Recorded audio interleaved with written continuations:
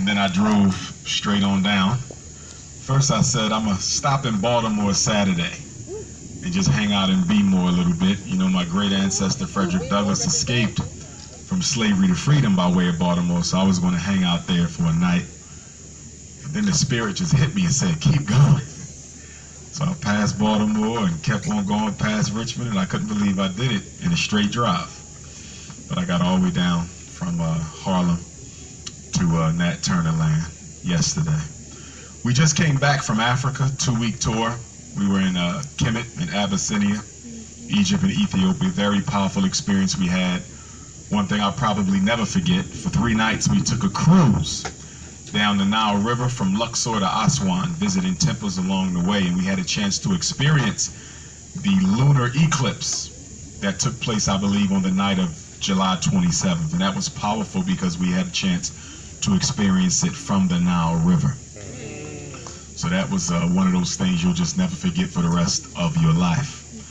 But coming on back down to earth and bringing it back down here, I met Baba Khalifa on November the 11th of 2011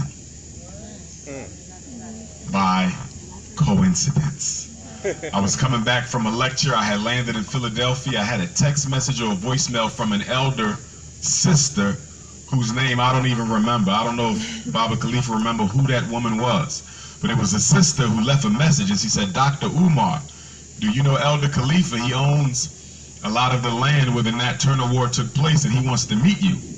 And my whole life, I've been a big Nat Turner guy. I haven't been born on the day that the revolution began, August the 21st, right, which is my solar return. So when I heard that voicemail, I said, what? Nat Turner land? Called her back. She said, yeah, you need to call Elder Khalifa. He wants to meet you. So I called Baba while I was waiting for the, what do they call that?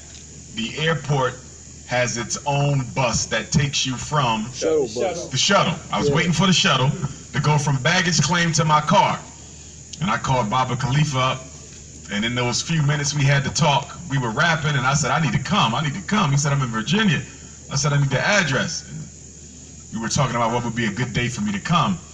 And I remember I had 2 lectures that were supposed to take place. And I said, if this lecture might get postponed, we might move it back.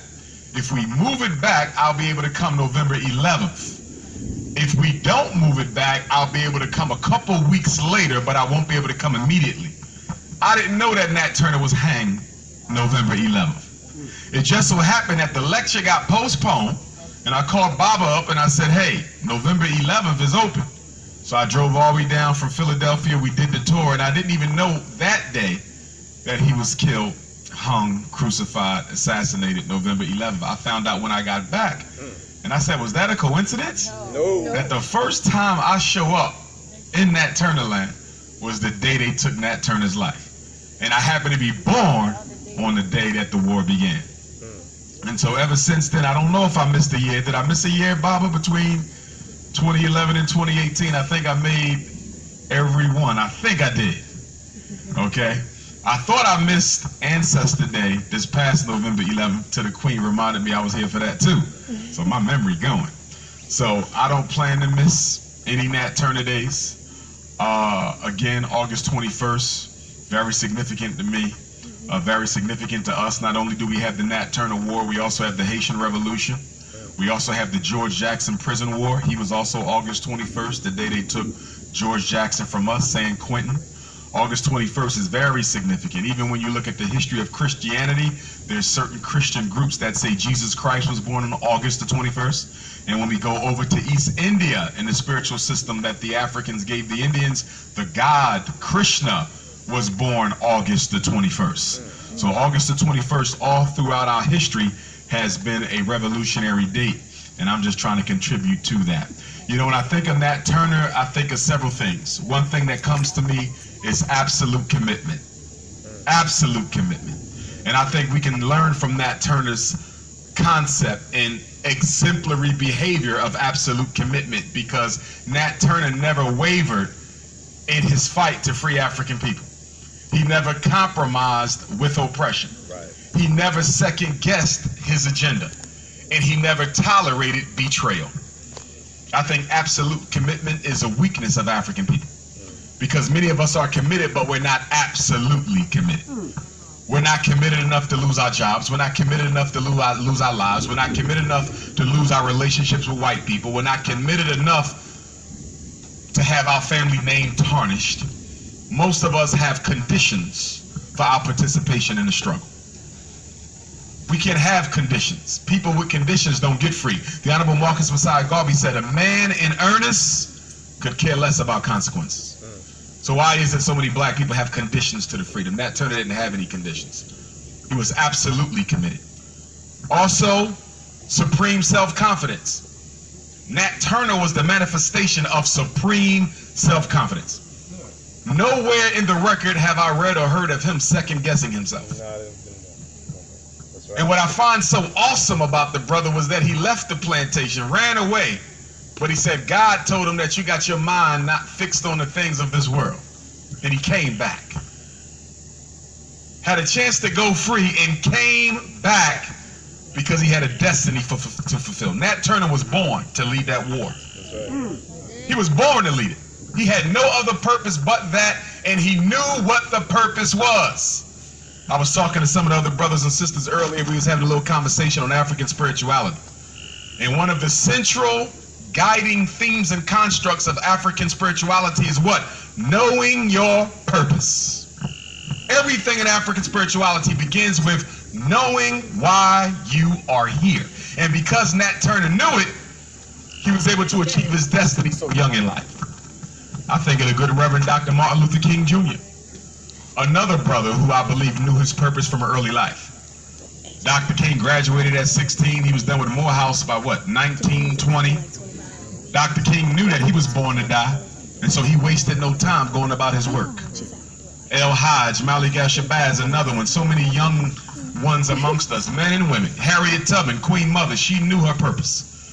And I think we all need to search our souls and discover our purpose, because looking at life from the perspective of a psychologist, I can tell you that a lot of mental illness is due to the fact that people don't know what their purpose is. In fact, I would even argue that depression is a manifestation of a soul that's looking to find its purpose for existence and has not yet found it. When you know why you're here, it's difficult for depression to take root. When you don't know why you're here, it is easy for depression to take root. So it's very important that we look within and find our purpose for being on this earth. Because if you was put on this earth to be a teacher and you become a doctor, you won't be happy even if you're rich. If you was put on this earth to be a warrior for your people and you became an NBA franchise owner, you still won't be happy with all the money. The reason why a lot of us are not settled and are not at peace with ourselves is because the purpose you're trying to live isn't the one you were meant to live. Many of us are trying to live someone else's expectations for us. We're trying to live someone else's dream. We're trying to fit into a white man's paradigm. You can't be at peace that way. No, sir. And then we get confused because we stack up all this materialistic stuff and we wonder why the materialism can't keep us happy. Because nothing outside you can make you happy. Absolutely nothing. Hence the uselessness of the white man's capitalism. Isn't it ironic that the white man, the richest man, materialistically speaking, leads the world in suicide? The man you're trying to be is most likely to take his own life. The father of European capitalism isn't even at peace with his own creation. And that's who we're trying to be. So that supreme self-confidence that Nat Turner have is something that I need to put in every boy when we open up the Frederick Douglass Marcus Garvey Academy. It's something that y'all need to put in every child y'all raising right now. If you are a mother or a father, scoutmaster, mentor, whatever you are, you working with youth, you got two goals. Supreme self-confidence, and what's the other one that Nat Turner exemplified and embodied? Divine fearlessness. Divine fearlessness. Nat Turner was the embodiment of divine fearlessness. He never questioned himself about his mission. That's right. Even when circumstances got bleak, he continued to push forward. And even as he lay in jail waiting to be taken to the gallows, when Thomas Gray asked him, if God gave you this mission and you have failed in this mission, you've been captured, you're about to die, most of your comrades dead, if God gave you this mission, wouldn't you have to say it has come to failure? And Prophet Nat said something that shook my whole life, and that's what made me follow him ever since. And his response to Thomas Gray was, even Christ had to be crucified. Come on. Look at that. Look at that. Even Christ had to be crucified. Okay. And I would love to know under what Orisha Nat Turner was born, because I think Nat Turner was an Ogun energy. I'm an Ogun energy. But I noticed that it's been thundering all day and been rolling, and that's a Shango energy. Yes, sir. And so Nat Turner may have been a combination of both. And the difference between Ogun and Shango is what? Shango is the personification of masculine energy. Shango is the king. He's the Oba. He's the ruler. He's the governor. He's the president. Okay, he's the nation organizer. He runs the nation. That's Shango. He's the Oba. The king of kings is Shango. Ogun is pure power, energy, pure war, iron, metal, the principle of invincibility. And so the difference between the two, because they're both warriors, is that Shango is a diplomat. Shango wants to sit down and reason with you before he cuts your head off. Can I save you? So Shango, sit down, brother, let's work it out. So he's a diplomat, politician, king. Ogun don't have time for conversations and discussions. Ogun just come with the machete, chop, chop, chop. And so when I look at Nat, I see the Shango side, because he was an orator. Shango runs oratory. Okay? Very eloquent, well-read. That's Shango, the leader. But when I saw what he did in 1831, that's all Ogun energy. Chop, chop, chop. Yes, sir. So it'd be really interesting to see where Nat Turner fell at. But in addition to that, when I think about Nat Turner, I think about a man who was intimate with his creator. Intimate with his creator. Why is that important? Because a lot of us claim to be spiritual, but we're not intimate with our creator. No, we're not. We're intellectual with our creator. We are cerebral with our creator. We are knowledgeable about our creator, but we're not spiritually intimate with our creator. Right. The reason Nat Turner could go to his death and not care about the consequences of his actions is he was so in ecstasy with his creator that no matter what happened, he knew that it would only be the will of the creator. That's right. Reminds me of another one.